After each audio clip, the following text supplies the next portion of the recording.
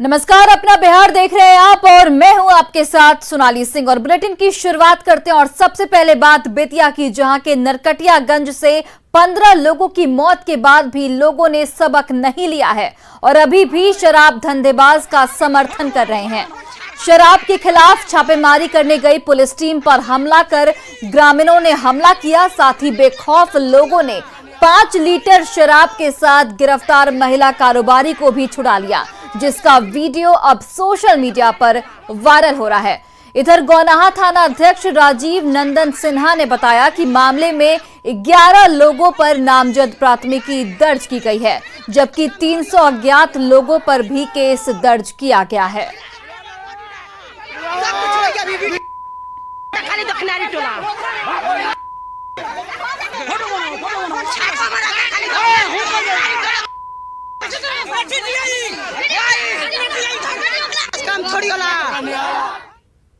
वहीं सीतामढ़ी पुलिस हाजत में जेडीयू नेता के बेटे को बेरहमी से पिटाई करने का मामला सामने आया है। बेरहमी से पिटाई के बाद उसे गंभीर हालत में पुलिस ने शहर के निजी नर्सिंग होम में भर्ती कराया। बताया जाता है कि शुक्रवार को शहर में वाहन लगाने को लेकर जेडीयू नेता शोभा देवी के 2 बेटों के साथ पुलिस की झड़प हुई थी, जिसके बाद लोगों ने पुलिस पर पिटाई का आरोप लगाते हुए घंटों बवाल किया था। इस मामले में पुलिस ने जेडीयू नेता शोभा देवी के बेटों समेत कई लोगों को पकड़ लिया और उनकी पिटाई भी की। हालांकि इस पर पुलिस वाले कुछ भी बोलने से बच रहे हैं। क्या हुआ है सर? हमारे साथ सब आदमी को पकड़ के गवर्नर ले गया, गाड़ी में बैठा के थाना पे बथना है, थाना पे कहता है कौन थाना। वहाँ सब लोग इतना टॉर्चर कर रहा था, मार रहा था, कहाँ मारता था कोई गारंटी नहीं। हम एकदम सीरियस पोजीशन हो गया तो लात पात के सब लाए। मेरा भैया बोल रहा है मेरा भाई नहीं बचेगा, सब कुछ। थाना पे दी थी आवेदन? नहीं, थाना पर लेवे नहीं। एसपी साहब बुलाए थे आवेदन लेकर? वही देने गए थे, तो देने गए थे तो पकड़वा दिए साजिश करके। वही देने गए थे आवेदन। कौन कौन आदमी पकड़ाया था वहाँ से? संतोष, मनीष कुमार, विनय कुमार, छोटे बाबू, प्रकाश को रात छोड़ दिया। हाँ, यहाँ पर भर्ती है। वहीं अपराध पर नियंत्रण और छठ के दौरान बेहतर व्यवस्था को लेकर पटना के एसएसपी उपेंद्र शर्मा ने अधिकारियों के साथ मीटिंग की, जिसमें पटना में बीते महीने हुए अपराध की समीक्षा की गई। उपेंद्र शर्मा से बातचीत की न्यूज 18 से हमारे संवाददाता अमित कुमार ने। एसएसपी पटना ने मीटिंग की है, हमारे साथ मौजूद हैं। सर, आपने अभी बैठक की, बैठक में कई दिशा निर्देश आपने जारी किया है, क्या मतलब है? छठ है हम लोगों के यहाँ, अभी आयोजन होने वाला है। 10 और 11 को छठ है। इनफैक्ट 8 से ही कार्यक्रम शुरू है। उसी की मेन बैठक थी हम लोग, और अभी उसका हम लोग जॉइंट ब्रीफिंग में पूरे जिला प्रशासन का हम लोग करेंगे। तो थानादारों से हम लोग डिस्कस किए कि कहाँ कहाँ क्या सेंसिटिविटी है, क्राउड किस तरह का आने वाला है। मेन उसी की तैयारी थी, उसी बारे में हम लोग समीक्षा कर रहे हैं। लॉ एंड ऑर्डर को लेकर के आपने कुछ बातें कही, महत्वपूर्ण बातें भी कही है। जनरल तो ये क्राइम मीटिंग जो है हम लोगों का, ये तो मंथली अफेयर है और बेसिकली इसमें बीते माह के अपराधों की समीक्षा होती है, किसमें कार्रवाइयाँ हुई, किसमें कार्रवाइयाँ बची हुई हैं, और आगे वाले जो महीने हैं, जो आने वाला महीना, उसमें क्या चैलेंजेस हैं, उसको लेके हम लोग अपनी रणनीति बनाते हैं। उसी तरह से हम लोग ने काम किया। और पिछले दिनों जो घटनाएं हुई थी, चाहे वो प्रॉपर्टी ऑफेंसेस की हो या हत्या हुई की घटनाएं हो, उनमें क्या कार्रवाई हुई, कुछ एक घटनाएं जिसमें कार्रवाई बची हुई है, उसका हम लोग थोड़े असंतुष्ट भी दिखे आप मीटिंग के दौरान? नहीं, ऐसा नहीं है, ऐसा नहीं है, ऐसा नहीं है, उसको लेकर के ना, ऐसी कोई बात नहीं। एक आखिरी सवाल है कि छठ के दौरान चोरी की घटनाएं भी काफी बढ़ जाती है, उसके लिए अलग से हम लोग तैयारी कर रहे हैं। शहरी थाना में हम लोगों ने 29 थानों को चिन्हित किया है और उसमें उन थानों के बलों को क्लोज नहीं किया गया है, और अलग से हम लोग उन थानों में मोटरसाइकिल दस्ता बनाया गया है, ताकि रात्रि में जब 2 बजे के बाद जब लोग घरों को छोड़ कर जाएं तो विशेषकर चोरी के ऊपर थानेदार काम कर पाए और नियंत्रण कर पाए। तो चलिए, ये एसएसपी पटना थे जो बता रहे थे कि लॉ एंड ऑर्डर को लेकर के, छठ को लेकर के और पूर्व में जो घटनाएं हुई हैं उसको लेकर के इन्होंने रिव्यू की है। रिव्यू में वैसे तो कई महत्वपूर्ण बातें उन्होंने कही है, लेकिन सबसे बड़ा फोकस जो रहा है वो क्राइम कंट्रोल को लेकर के रहा है। कैमरा पर्सन सुबोध के साथ अमित कुमार, न्यूज 18 पटना। और देखिए, लोक आस्था के महापर्व छठ को लेकर पटना के श्री कृष्ण मेमोरियल हॉल में बैठक चल रही थी। पटना के डीएम और एसएसपी ये बता रहे थे कि छठ में अलर्ट रहकर काम करना है, लेकिन इसी मीटिंग में कई अधिकारी सोते नजर आए। वे इस बात से बेखबर रहे कि डीएम एसपी क्या बोल रहे हैं। अब सवाल ये है कि सोते हुए अधिकारियों ने क्या सुना होगा और वे कैसे आदेश का पालन करेंगे।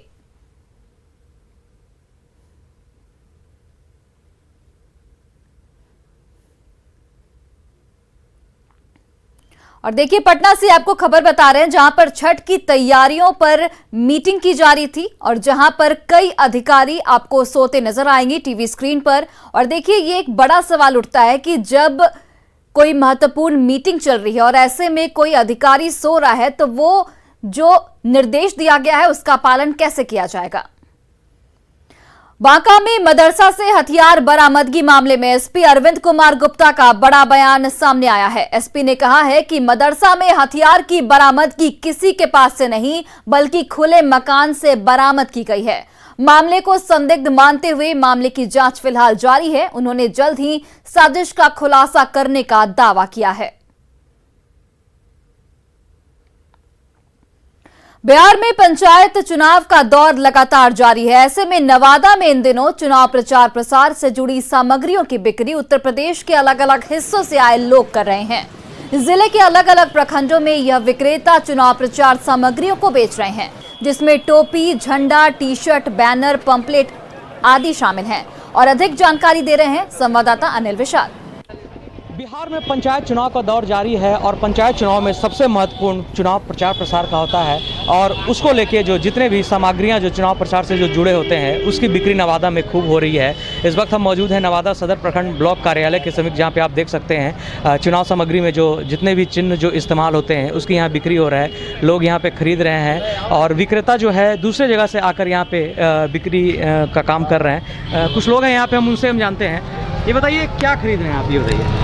चुनाव चिन्ह है यहाँ पर, बहुत तरह का है, यही सब ईवीएम मशीन है, डम्मी का बैच वगैरह है, झंडा वगैरह है। जिस प्रकार का मतलब चाह रहे हैं, जो भी जिसका छाप है सब प्रकार का उपलब्ध है। यहाँ पे विक्रेता हैं, उनसे हम जानते हैं कि क्या क्या वो बेच रहे हैं। ये बताइए क्या क्या आप बेच रहे हैं। हमारे पास छाप का हर एक प्रकार से सब कुछ है। टी शर्ट है, बैच है, टोपी है, आई कार्ड है और स्टिकर है, झंडा है, हर एक चीज़ है। लोग आ रहे लेने? हाँ आ रहे हैं लेने। मतलब कितने दिन से आप बेच रहे हैं? चुनाव जब शुरू है? जब से हाँ पहले चरण से ही मैं बेच रहा हूँ। बिहार में मैं घूम घूम के बेच रहा हूँ। कहाँ से आए हो? मैं यूपी से आया हूँ। जहाँ जहाँ चुनाव प्रक्रिया संपन्न हो रही है या होने वाली होती है वहाँ पहुँच के ये इन सामग्रियों को बेच रहे हैं, क्योंकि ये सामग्री जो है चुनाव की प्रक्रिया में काफ़ी महत्वपूर्ण साबित होती है और बड़ी रोल निभाती है और यहाँ इसकी बिक्री भी खूब हो रही है। अनिल विशाल, न्यूज़ 18 नवादा। और इस वक्त की बड़ी खबर आपको बता रहे हैं जहां पर सीएम नीतीश कुमार ने कोरोना को लेकर एक बड़ा बयान दिया है। सीएम नीतीश कुमार ने कहा है कि कोरोना चीन की आर्टिफिशियल बीमारी है। सीएम नीतीश कुमार का बयान सामने आया है कि कोरोना प्राकृतिक आपदा नहीं है और इससे निपटने के लिए कड़े कदम उठाने चाहिए। आपको बता दें कि राजगीर में धम्म सम्मेलन में नीतीश कुमार का ये बयान सामने आया है। वहीं देखिए कोरोना संक्रमण के कम होते ही अब जेलों में बंद कैदियों को भी थोड़ी छूट मिलने लगी है। कोरोना संक्रमण के कारण पिछले 21 माह से जेल में बंद कैदी अपने परिजनों से मिल सकेंगे। कैदियों और परिजनों की ओर से कारा प्रशासन पर मुलाकाती को लेकर दबाव बनाया जा रहा था। कारा प्रशासन की ओर से अब कैदियों से मुलाकात की छूट 15 नवंबर से दी जाएगी। राज्य के सभी जेलों में यह सुविधा उपलब्ध होगी। बिहार के जेलों में बंद कैदियों के लिए एक अच्छी खबर है। लंबे अरसे से कैदियों ने यह मांग रखी थी कि जो मुलाकाती हैं उनसे उन्हें मिलने का मौका दिया जाए। इसको लेकर बेउर जेल में अनशन भी हुआ था और आखिरकार अब जेल विभाग ने अगले 15 नवंबर से कैदियों के लिए मुलाकाती व्यवस्था शुरू करने का निर्देश दिया है और यह 21 माह के बाद मौका आएगा जब जेल में बंद कैदी जो हैं वो अपने स्वजनों यानी परिजनों से मिल सकेंगे और इसके लिए तमाम तरह की व्यवस्था की जा रही है।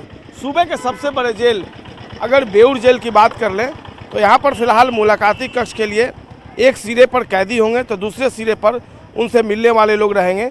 बीच में दीवार के रूप में मोटा शीशा लगाया जाएगा, दोनों तरफ फ़ोन रखा जाएगा। कोई भी कैदी अगर या फिर मुलाकाती अपने मुलाकातियों को देख सकेंगे। इस माध्यम से उन्हें बात करने की आज़ादी भी होगी, लेकिन वे चाहे तो कोई भी सामान एवं नकदी वो नहीं दे पाएंगे। और जो बेउर जेल के अधीक्षक हैं उनकी न्यूज़ 18 से बात हुई है। उन्होंने इस बात की जानकारी दी है कि पहले चरण में मुलाकातियों को स्लॉट बुक कराना होगा। ई मुलाकाती के लिए पहले पंजीयन कराना अनिवार्य कर दिया गया है। जी अभी तो हम फर्स्ट टाइम आए हैं तो अभी बात हुई है। गर्म कपड़े लेकर आए हैं? जी गर्म कपड़े लेकर। क्या नाम है, कहाँ से आए हैं? विकास कुमार, अथमल गोला इंग्लिश का, अथमल गोला से आए हैं। अथमल गोला से राजकुमार आए हैं और बिल्कुल अब उम्मीद की जानी चाहिए कि जो जेल प्रशासन ने व्यवस्था की है वह कहीं ना कहीं मुलाकातियों के साथ ही जेल में बंद कैदियों के लिए भी राहत भरी सौगात होगी। कैमरा पर्सन मणि जुनेजा के साथ संजय कुमार, न्यूज़ 18 पटना। वहीं गंगा के बढ़ते जलस्तर को देखते हुए जिला प्रशासन ने वैकल्पिक घाटों की तैयारी की है।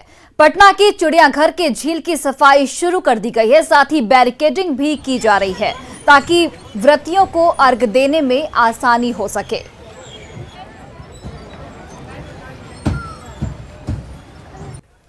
कहते हैं ना कि मन चंगा तो कटौती में गंगा, और बिल्कुल ऐसी तस्वीर हम आपको दिखा रहे हैं। इस बार गंगा के जल स्तर में बहुत कमी नहीं आई है, तो पटना जिला प्रशासन भी पूरी तरीके से सचेत है और पटना में बड़ी संख्या में लोग छठ व्रत करने के लिए घाटों की ओर पहुंचते हैं। तो जो लोग गंगा के किनारे नहीं पहुंच पा रहे हैं वैसे लोगों के लिए पटना के जिला प्रशासन ने वैकल्पिक व्यवस्था की है, और उसी व्यवस्था में से एक है पटना का चिड़ियाघर। इस वक्त हम आपको तस्वीर दिखा रहे हैं। पटना के चिड़ियाघर में झील को साफ कर दिया गया है और यहाँ पे हर साल बड़ी संख्या में लोग भगवान भास्कर को अर्घ्य देने आते हैं। तो इस वक्त आप तस्वीर देख रहे हैं कि जो चिड़ियाघर के अंदर जो झील बनी हुई है उसे पूरी तरीके से साफ कर दिया गया है और बैरिकेटिंग से चिड़ियाघर के अंदर जो झील है उसे बैरिकेटिंग से घेरा गया है, और इसी बैरिकेटिंग के अंदर जो भी छठ व्रती हैं उन्हें अर्घ्य देना है। यानी कि सुरक्षा की दृष्टि से पूरा ख्याल रखा गया है। इस बैरिकेटिंग के अंदर उतना ही पानी है जितने पानी में आसानी से छठ व्रती भगवान भास्कर को अर्घ्य दे सके। तो अगर गंगा किनारे नहीं जा पा रहे हैं या फिर आपके घर पे ऐसी व्यवस्था नहीं है तो पटना का चिड़ियाघर प्रशासन ने भी पूरी तैयारी कर रखी है। आप चिड़ियाघर आएँ और यहाँ पे आसानी से भगवान भास्कर को अर्घ्य दें और पूजा करें। तो ये तस्वीर हम आपको दिखा रहे हैं पटना के चिड़ियाघर के झील की, जहाँ पे छठ में बड़ी संख्या में छठ व्रती पहुँचते हैं और भगवान भास्कर को अर्घ्य देते हैं। तो अगर आप भी भगवान भास्कर को अर्घ्य देना चाहते हैं और आपके घर में ऐसी व्यवस्था नहीं है तो पटना का चिड़ियाघर प्रशासन आपके लिए पूरी तरीके से तैयार है। आनंद अमृतराज, न्यूज़ 18 नेटवर्क, पटना। वहीं दरभंगा में भी महापर्व छठ की तैयारियां अंतिम चरण में हैं। बीजेपी के प्रदेश कार्य समिति सदस्य डॉक्टर निर्भय शंकर भारद्वाज की अगुवाई में टेकटार के युवकों ने धौंस नदी के किनारे घाटों की सफाई की और ये सुनिश्चित किया कि व्रतियों को कोई असुविधा न हो।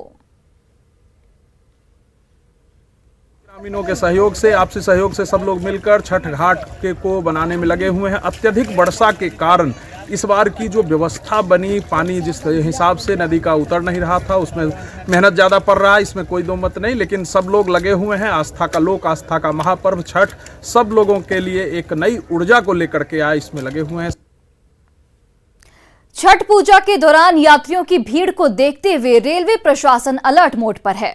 पटना जंक्शन पर सुरक्षा बढ़ा दी गई है। हर आने जाने वाले लोगों पर जवानों की पैनी नजर है। साथ ही साथ सीसीटीवी कैमरे से भी निगरानी लगातार रखी जा रही है ताकि कोई अनहोनी की संभावना न बन सके। पटना जंक्शन की सुरक्षा व्यवस्थाओं का जायजा लिया हमारे संवाददाता धर्मेंद्र कुमार ने।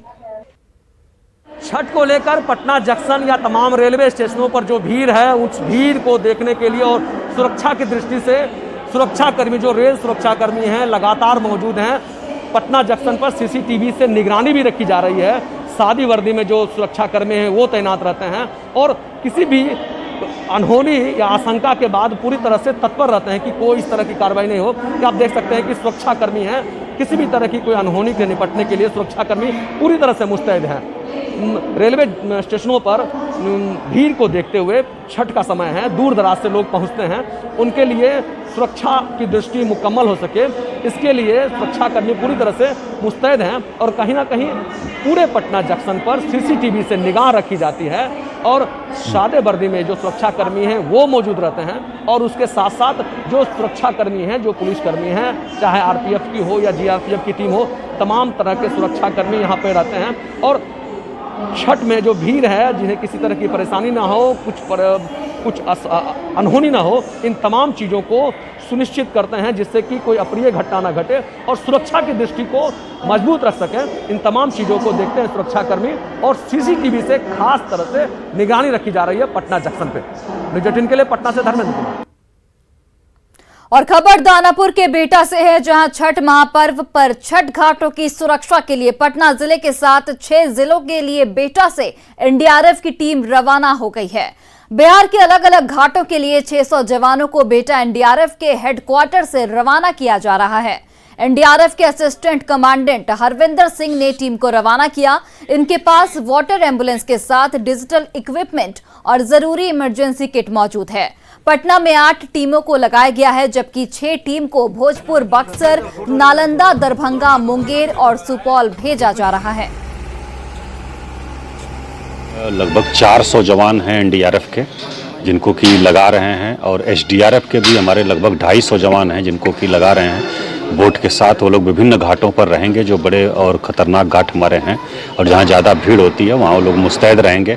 इसके अलावा लगभग 400 की संख्या हम लोग गोताखोर को भी चिन्हित किए हैं पूरे ज़िले में, और उनको भी संबंधित अंचलाधिकारी के माध्यम से विभिन्न घाटों पर हम लोग डिप्यूट कर रहे हैं। ये आज लगभग पटना में हमारे 400 जवान और अन्य जगह पे 200 जवान, लगभग 600 जवान हमारे आज यहाँ से रवाना हो रहे हैं। और सिंस ये बहुत बड़ा महापर्व है और इसमें किसी भी अप्रिय घटना को घटने से बचाने के लिए हमने अपनी पूरी तैयारी कर रखी है। पूरी मेन जितने भी घाट हमें बताए गए हैं उस पर हमने अपने पूरी इनको तैनात करने का प्लान बना रखा है डिस्ट्रिक्ट एडमिनिस्ट्रेशन से मिल के, और बाकी जो लोकल नाविक हैं, लोकल गोताखोर हैं, उन सब की साथ मिलकर हम वहां डिप्लॉय रहेंगे और कोई भी अप्रिय घटना होने से बचाने की कोशिश करेंगे। न्यूज 18 की खास मुहिम मिशन साहस में हर हफ्ते हम आपसे रूबरू लेकर आते हैं एमएसएमई सेक्टर के उन साहसी कर्मवीरों की महागाथा जिन्होंने मजबूत इरादों, कड़ी मेहनत, जज्बे और साहस से एमएसएमई सेक्टर में अपनी अलग पहचान बनाई। इस कड़ी में आइए देखते हैं लखीसराय के रहने वाले पुरुषोत्तम सिंह ने किस तरह अपनी लगन और नई तकनीक की मदद से मछली पालन को बना दिया मुनाफे का सौदा। तो इसको देख के ढेर सारे लोग यहाँ आए, 2,500-3 हजार के आसपास लोग आए यहाँ और यहाँ से ट्रेनिंग लेकर गए। 3 तालाब से इस गांव में मछली का पालन शुरू हुआ था, अभी 80 तालाब है। मछली पालन को अच्छे खासे मुनाफे का सौदा बनाने वाले पुरुषोत्तम सिंह मछलियों की कई प्रजातियां पाल रहे हैं।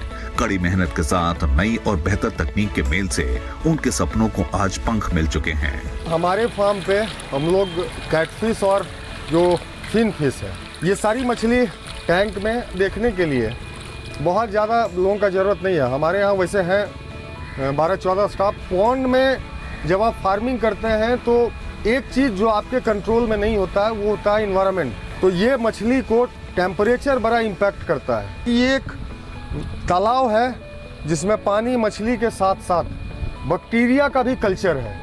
अपने बुलंद हौसलों और मजबूत इरादों से कामयाबी के शिखर को छूने वाले यूथ आइकन पुरुषोत्तम सिंह को हमारा सलाम।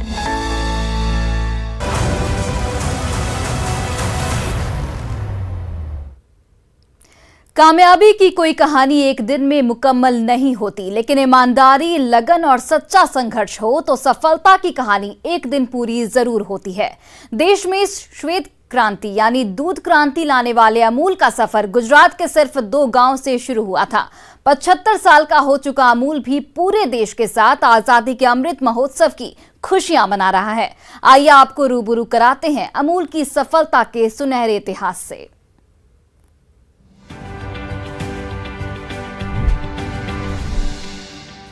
ये दुर्लभ तस्वीर अमूल के कामयाबी भरे सफर को मंजिल की ओर ले जाने वाले 3 प्रमुख हस्तियों की है। डॉक्टर वर्गीस कुरियन ने सही मायनों में भारत में अमूल दूध क्रांति को ऑपरेशन फ्लड तक पहुंचाया। बीच में है त्रिभुवन दास पटेल, जिन्होंने खेड़ा जिला सहकारी दूध उत्पादन संघ लिमिटेड की स्थापना कर क्रांति की नींव डाली। तीसरे महानुभव हैं डेयरी तकनीक के बड़े जानकार डॉक्टर HM दलाया, जिन्होंने अमूल के सफर को तेजी से आधुनिक बनाया। और फिलहाल इस बुलेटिन में बस इतना ही। आप देखते रहिए न्यूज 18 बिहार झारखंड।